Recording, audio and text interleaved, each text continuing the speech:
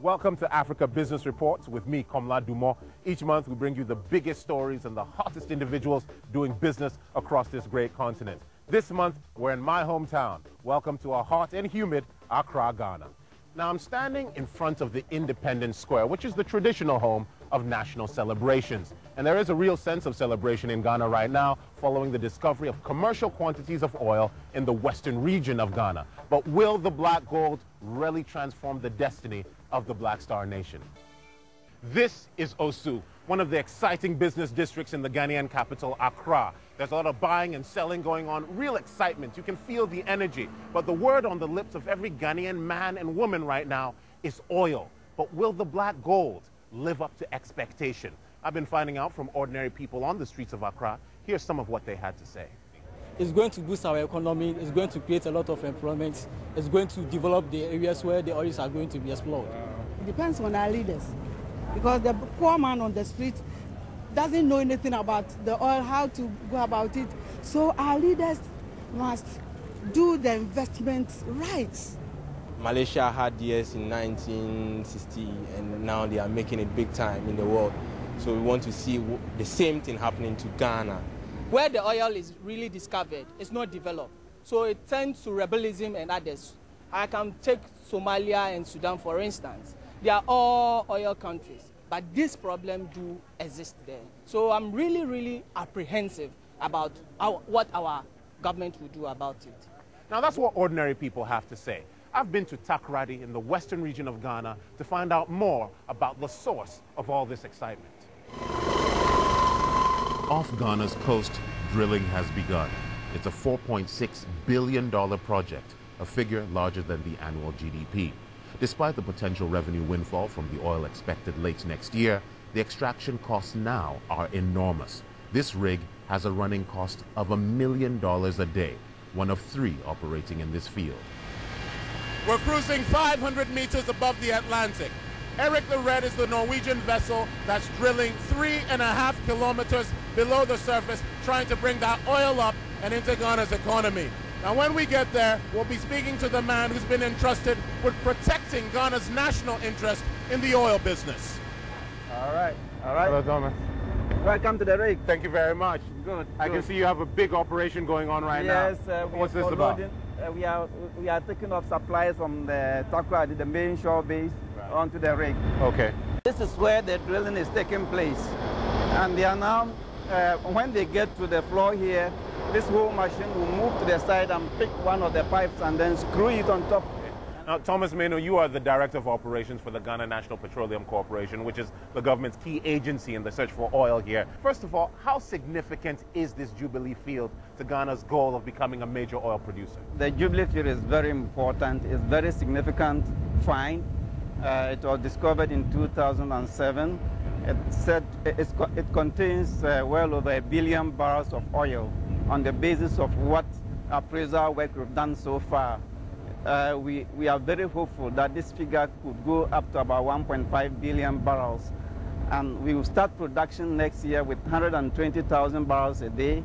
And within 2 or 3 years, step it up to about 240,000 barrels a day. The maximum production that we've ever had is about 4,000 barrels a day.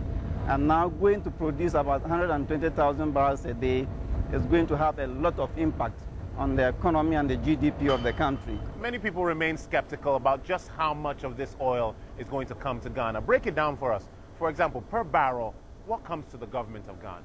At the end of the day, and if you calculate it based on the current production figures or the anticipated production figures, Ghana will benefit 55% of the net oil. Yeah, but as you know, expectations in Ghana are high. People are expecting a new wave of jobs, a new wave of opportunities. I mean, I've been around this rig and I've seen maybe 100 or 200 men working here. For the man or woman in the street in Takoradi or in Accra, that's pretty insignificant. Yes, there are not many job opportunities, but then if we begin to build the capacity, then all the engineers, all the experts you see here, their places will be taken up by Ghanaians. But more importantly, if the revenues are well managed, it's going to have a huge impact on the GDP and the economic growth of the country. And then the services sector, there is a law in Ghana that requires the use of local resources both human resources, services, and resources to develop the oil industry. So if you prosecute this law very well, there will be a lot of benefit that will come to the country. Now, you must concede that Africa's experience with oil has not been good. Look at Nigeria just next door. How confident are you that we're not going to see a repeat of that situation here in Ghana?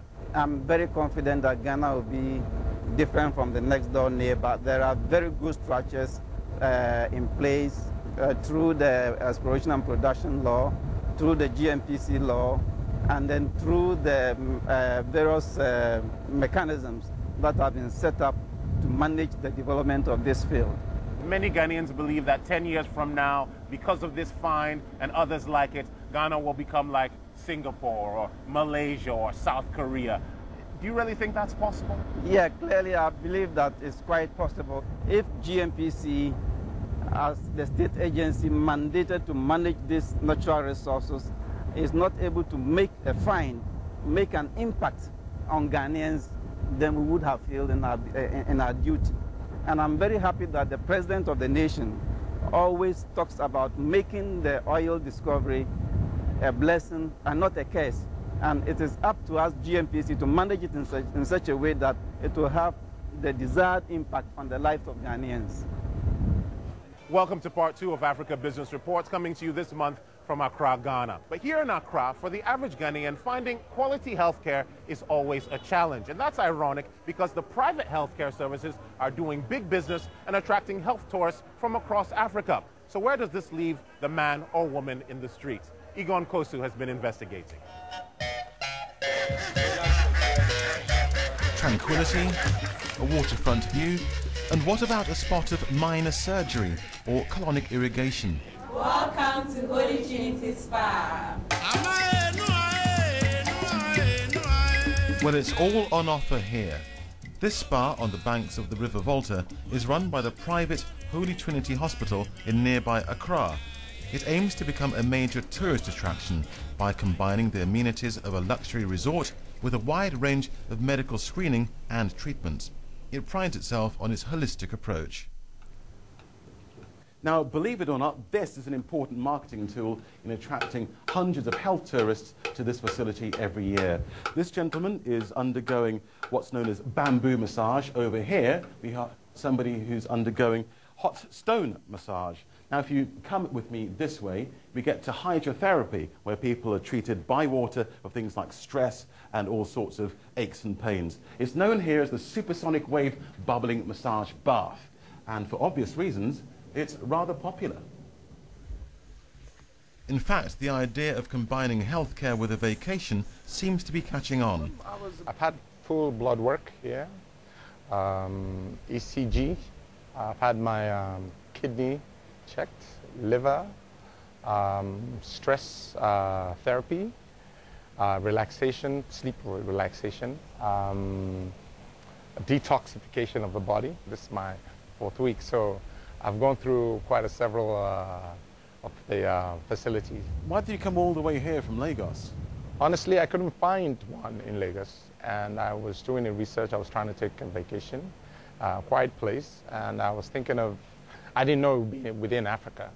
So when I came across it, I was like actually surprised. But it's not all about complementary health and preventative measures.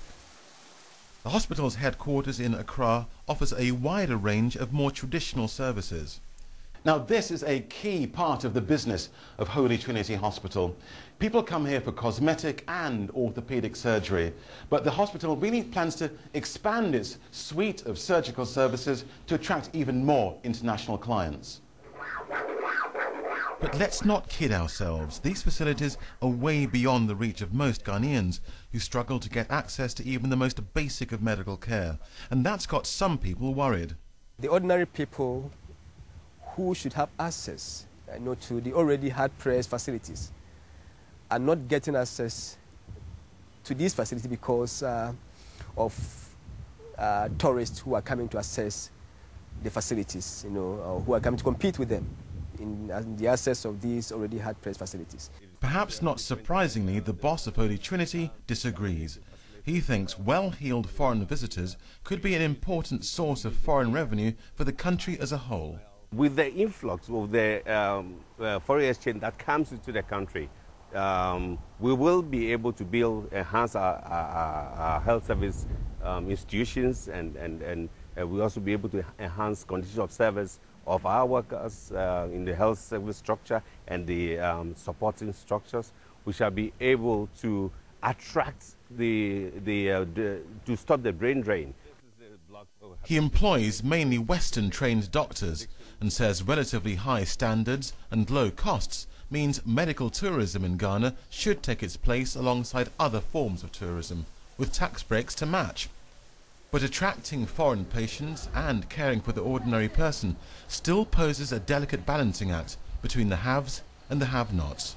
Egon Kosu, Africa Business Report, Soga Coffee in Ghana.